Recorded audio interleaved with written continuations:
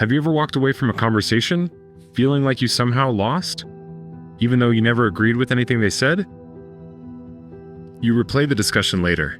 You think, how did they completely take over that conversation? The answer usually isn't intelligence or confidence.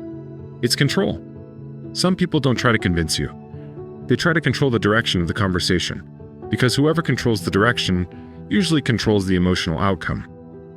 They interrupt. They change the subject. They answer a different question. They twist your words. They force you to defend things you never actually said. And before long, you're no longer talking about your point. You're talking about theirs. Most people don't even notice when this happens. They think they're still having the same conversation. They're not. They're following someone else's map. This is one of the oldest social dynamics there is. Control rarely begins with authority. It begins with attention. If someone can decide what gets discussed, what gets ignored, and what gets defended, they've quietly taken control. The Stoics understood something remarkable. You don't regain control by talking more. You regain it by returning to clarity. Marcus Aurelius constantly practiced bringing his attention back to what actually mattered. Not what distracted him. Not what provoked him. What mattered. That same principle works in conversations, because every difficult conversation has a center, the real issue. Everything else is noise. The challenge is staying there. Imagine you're discussing a missed deadline. You calmly explain what happened. Suddenly the other person says, well, you always have an excuse. Now the conversation has shifted. It is no longer about one deadline. It is about your character. Most people immediately defend themselves. No, I don't. I've worked hard. That's not fair. Now they're trapped. They're defending a new accusation they never intended to discuss. Instead, pause. Then ask one simple question. How does that relate to what we're talking about? That's it. Not sarcastically. Not aggressively. Simply, how does that relate to what we're talking about? Notice what happens. The conversation has to return to its original subject, or the other person has to admit they changed it. Either way, clarity wins.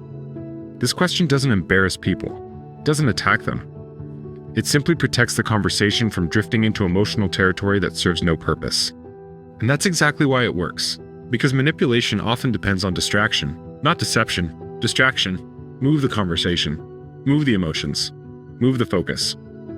Then the original issue quietly disappears. Calm people don't chase every new topic. They gently bring the conversation back. Again. And again. That requires discipline, especially when someone is trying to provoke you. But discipline is where quiet authority comes from. You begin communicating something without ever saying it.